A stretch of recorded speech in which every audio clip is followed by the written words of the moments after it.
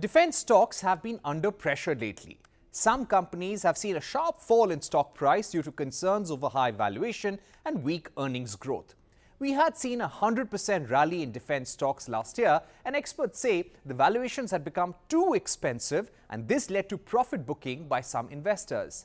Having said that, defense as a sector will continue to get a lot of attention from the Indian government.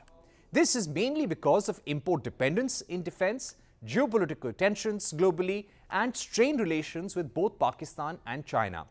Over the last 10 years, successive terror attacks emanating from Pakistan, the India-China clashes in Galwan and the boundary dispute, COVID-19 pandemic, the Ukraine-Russia war, the Israel-Hamas war have all shown that India needs a strong domestic defense manufacturing base and supply chains. Today, the need for defense self-reliance is greater for India than ever before, and hence the government's capex push for defense acquisitions will continue. In fact, as the Make in India push completes 10 years, India's defense production increased to a record rupees 1.27 lakh crore in FY24, with exports to over 90 nations to the tune of rupees 21,000 crores. The government has set a production target of rupees 3 lakh crore in defense manufacturing and exports of rupees 50,000 crore by FY29.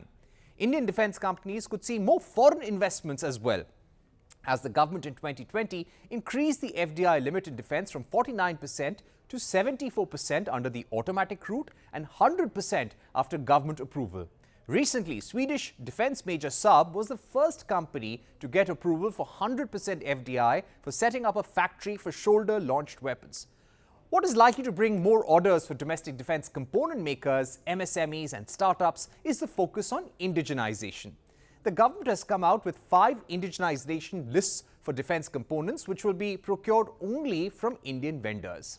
Out of 36,000 components offered for local manufacturing by defense PSUs, close to 12,300 have already been indigenized, and this has led to orders worth rupees 7,572 crore for Indian vendors.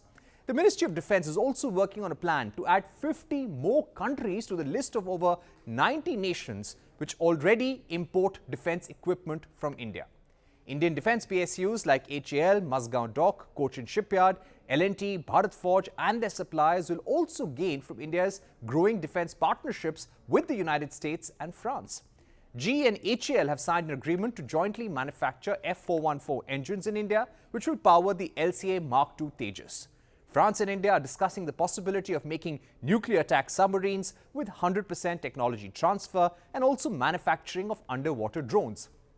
While India and France are negotiating for Indian Navy to acquire 26 Rafale maritime fighters, Indian shipbuilding PSUs like Mazgaon Dock, Cochin Shipyard will also be collaborating with French naval companies for more submarines and naval projects in future.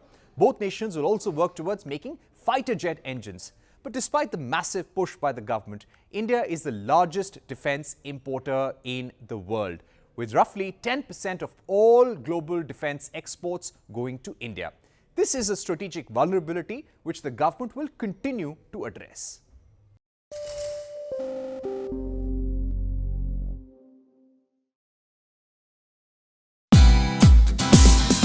Thank you for watching us on CNBC-TV18. For all news and updates, subscribe to our YouTube channel and watch us on all social media platforms.